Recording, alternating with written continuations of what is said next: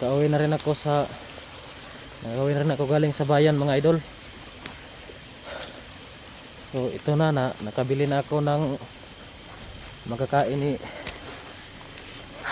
Junji mga idol, ang kaibigang Junji. Ito, nakabili na rin ako ng pagkain. Yung pera na idol nasa Gcash niya pinagkasya ko lang mga idol, kasi bumili pa rin ako ng bigas at saka itong tinapay.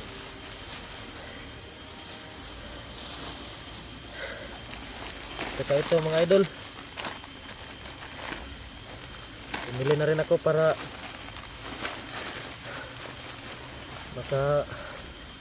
makahigop man lang ng sabaw ba, mainitan man lang yung tiyan niya.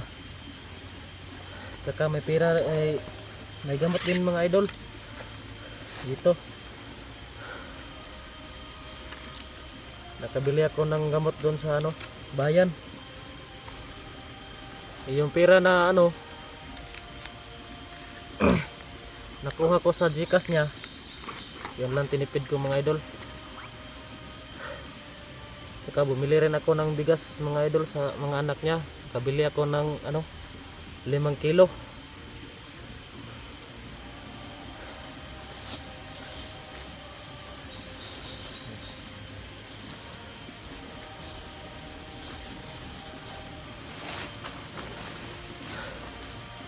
So binilihan ko na rin ng bigas yung mga anak niya. Saka binigyan ko rin ng pera. Saka itong damit mga idol, nanghiram lang ako ng t-shirt niya. May t-shirt naman siya doon. Nanghiram lang ako kasi wala ako masuot.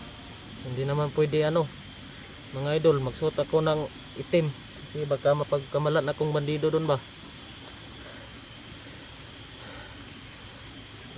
Saka yung mga anak niya idol, binigyan ko rin ng pera pangbaon sa eskwela ba.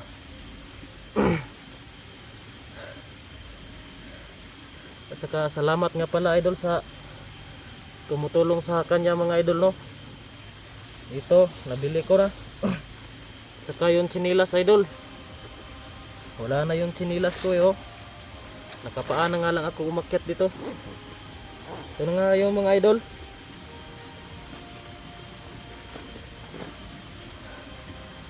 So, salamat nga pala sa nagbigay nito idol. Malaking tulong na itong ibinigay mo sa akin.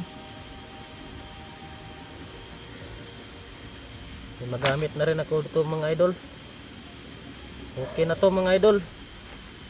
Yung mumurahin lang yung sinilas na binili ko para magkasya talaga sa ba. Kasi ito nga lang yung nabili ko Saka bigas at ulam ng mga anak niya mga idol. Binilhan ko rin ng ulam. Bumili ako ng isda at bigas na 5 kilo para may makain yung mga anak niya, kasi kawawa na kasi mga idol wala nang bigas. Hindi ko na lang sinabi mga idol kung ano nangyari sa ama nila. Ayaw ko rin mag-alala mga idol yung mga anak niya. Baka mag-alala yung mga anak niya ba. Kawawa nga mga idol Nagtatanong sa akin yung mga anak niya kung nasaan ba raw yung ama nila. So sinabi ko naman mga idol na may ginawa lang. Hindi ko na sinabi mga idol ang totoong nangyari kay Junji, kasi baka mag-alala sila So okay naman ang kalagayan, ayos naman yung kalagayan ng mga anak niya. Nabilhan ko naman ng bigas, saka pera pangbaon sa eskwela at saka ulam.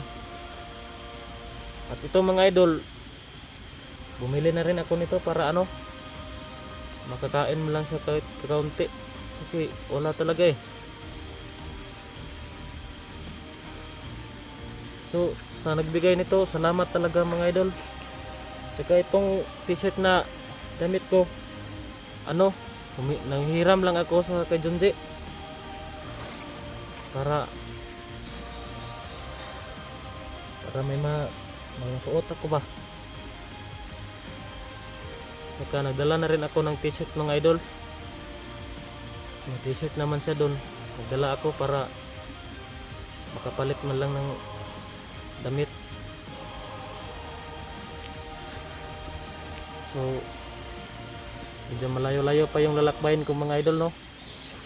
Salamat nga pala sa ano mga idol, sinilas. Malaking tulong na po ito mga idol. Malaking tulong. Salamat talaga sa nagbigay nito sa buong buhay ko mga idol. Ngayon lang ako naka ano ng sinilas eh. Yung sinilas ko pudpud na. So, salamat talaga sa nagbigay nito mga idol, no. Malaking tulong na po ito.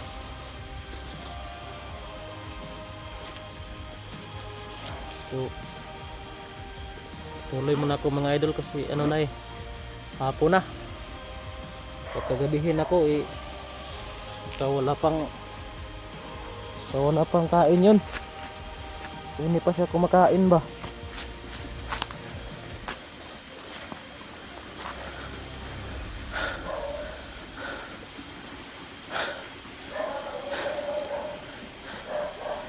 Nga pala mga idol, ito yung ano,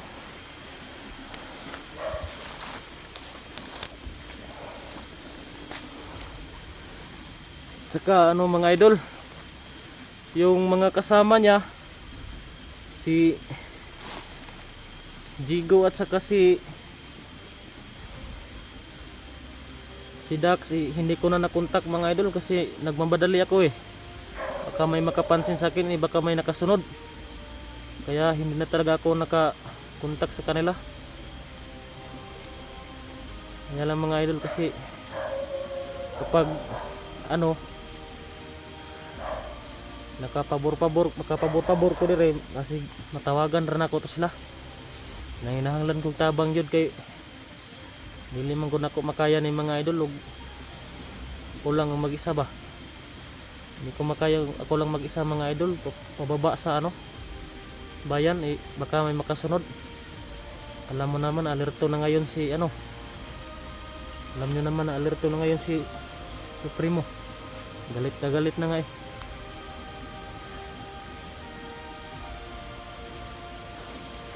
So ito mga idol, bababa muna ako dito.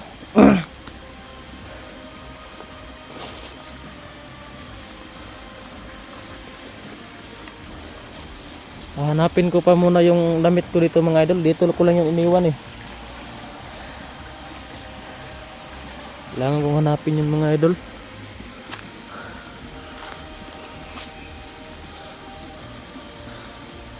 Hanapin ko muna yung damit ko. Kasi hindi naman pwede ano mga idol, ito lang yung susuotin ko. Hindi naman pwedeng ito lang yung susuotin ko mga idol kasi ano baka may kita sa akin. Alam nyo naman tong kulay ng damit na to, madali lang mahalata sa kalaban. Mahirapan ako pag ano, may dala pa naman akong dala ko pa naman si Junji. Ito nga pala yun mga idol. Ito yung damit ko. So nga pala mga idol, ito nga pala yung ano, luma kong sinilas.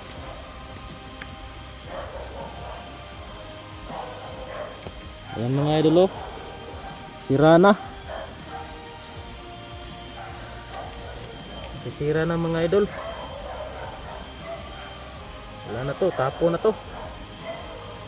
So salamat talaga sa nagpapadala ng bagong sinilas.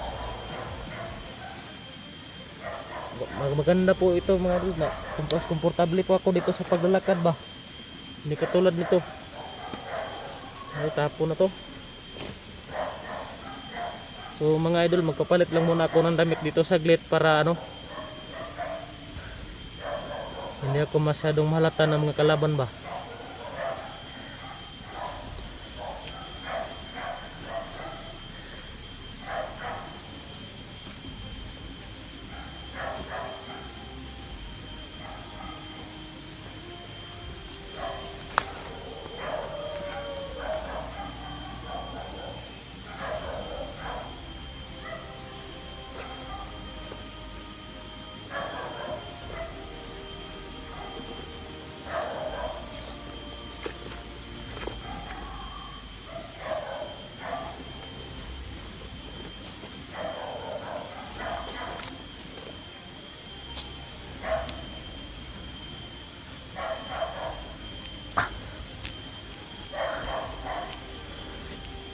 Ito mga idol, no?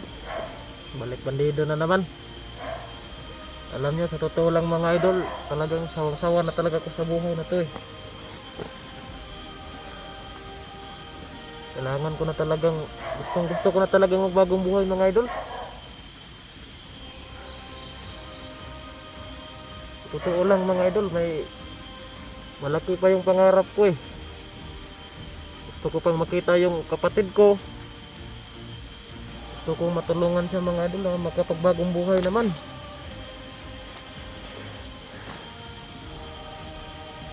Kasi ano kasi dito sa bundok mga idol eh, sobrang hirap. Pag may mga kalaban, takbo lang kayo ng takbo.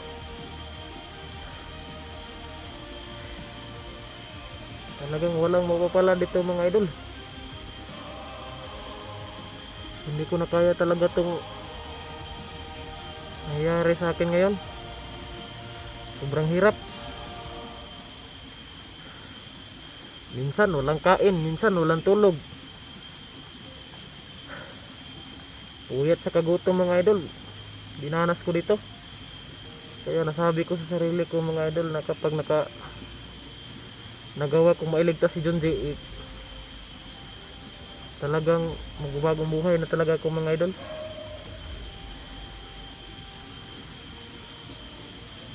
So alam ko naman mga idol na marami pang nagagalit sa akin dito kasi alam nyo naman bandido ako. So pinagsisisihan ko talaga to mga idol na napasok ko tong trabaho na to. Hindi ko naman talaga ginustong mangyari to sa akin eh. So, nagigipit lang ako dati mga idol kasi ano eh, nangangailangan ng pera ba, panggamot ng tatay ko. Hindi nasahang pangyayari mga idol eh, ano lang pala, ganito lang yung dinanas ko. Mula nun mga idol, hindi na ako nakauwi sa amin. Hindi ko na alam kung nasaan yung pamilya ko, buhay pa ba yung ama ko tsaka ina. So ngayon mga idol, no, wala na talagang makakatulong sa akin.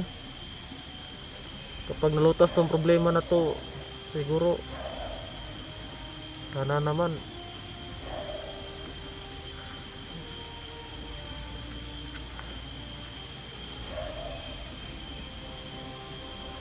so alam ko naman mga idol na si kaibigang Junji lang ang makatulong sa akin. Kaya gagawin ko talagang lahat mga idol. Baka siya yung daan ng pagbabagong buhay ko.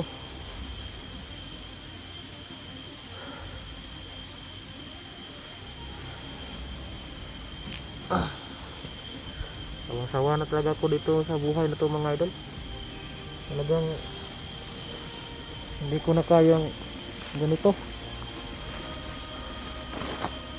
Palagi na lang walang tulog, minsan walang kain, at pag may kalaban pa, takbo ka rin ng takbo. Sobrang hirap talaga dito mga idol. Kaya kailangan kong mga idol, kapag nakababa lang kami ng bayan at saka madala ko si Junji, ay ayos na.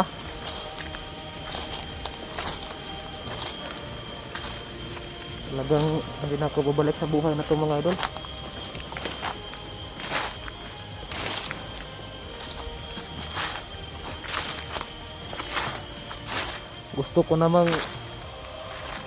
Gusto ko ring maranasan mga idol ang buhay ng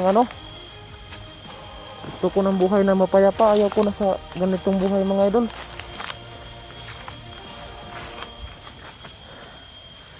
Gusto ko na ng mapayapang buhay. Makasama ko man lang yung kapatid ko, magkaroon ng pamilya. Sawa na talaga ko dito mga idol. Puro gulo na lang yung mula nang pinasok ko itong trabaho na to mga idol gulong gulo talaga. Walang kapayapaan dito.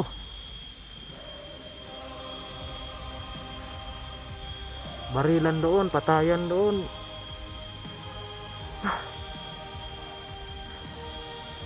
lubos ko talagang pinagsisihan to mga idol, bakit pa sa dinami-dami ng ano, bakit dito pa ako napunta. So, nga pala mga idol, no, kailangan ko nang mapuntahan si kaibigan Junji para maibigay ko itong pagkain sa kanya, saka itong gamot niya